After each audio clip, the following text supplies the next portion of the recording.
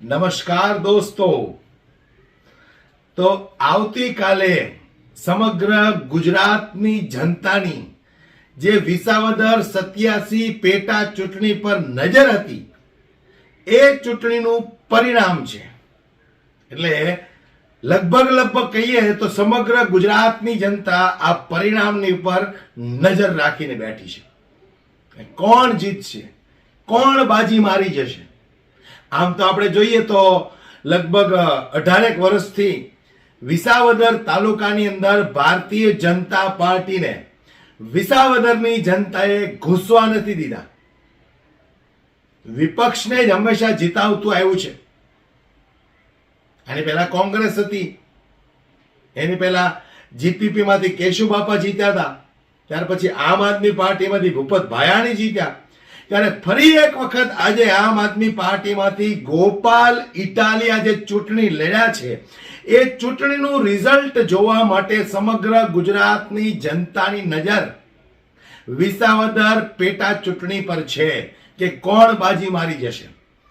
ત્યારે મારે સુરતની અંદર રહેતા તમામ આમ આદમી પાર્ટીના કાર્યકર્તાઓ, મિત્રો, દોસ્તો, વડીલોને વિનંતી કરું છું કે આમ આદમી પાર્ટીનું કાર્યાલય વરાછા વિસ્તારની અંદર કિરણ ચોક ખાતે આવેલું છે. તો સવારે 9 વાગે સૌ લોકો ત્યાં પધારો. સૌ સાથે મળીને આ ચૂંટણીનું રિઝલ્ટ શું આવે છે એ આપણે જોઈશું. પણ દોસ્તો, એક મારે ખાસ વાત કરવી છે કે રિઝલ્ટ જે પણ આવે તે અત્યારે જે રીતે આમ આદમી પાર્ટી આ ભ્રષ્ટાચારી સરકાર સામે જે લડત આપી રહી છે એ જ લડત આવનારા દિવસોમાં પણ અમે આપતા રહીશું. રિઝલ્ટ જે આવે તે જનતાએ જે નિર્ણય કર્યો હોય તે અમને સ્વીકાર છે. પરંતુ કોઈ પણ આમ આદમી પાર્ટીના કાર્યકર્તાએ કદાચ ન કરે નારાયણ રિઝલ્ટમાં આમ તેમ થયું તો કોઈએ પોતાનું મનોબળ તોડવાનું નથી. આ જ રીતે આપણે લડાઈ આગળ ચાલુ જ રાખવાની છે.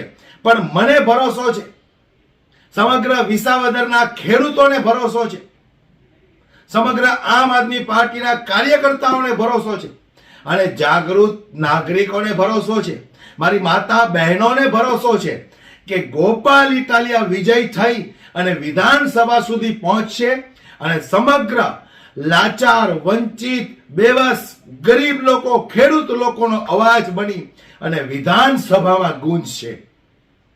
તો આવો દોસ્તો, આવતીકાલે સવારે સૌ સાથે મળીને કિરણ ચોક ખાતે આમ આદમી પાર્ટીનું જે કાર્યાલય છે એ કાર્યાલય પર પધારી અને ચૂંટણીનું શું રિઝલ્ટ આવે છે એ સૌ સાથે મળીને આપણે જોઈએ. જય હિન્દ.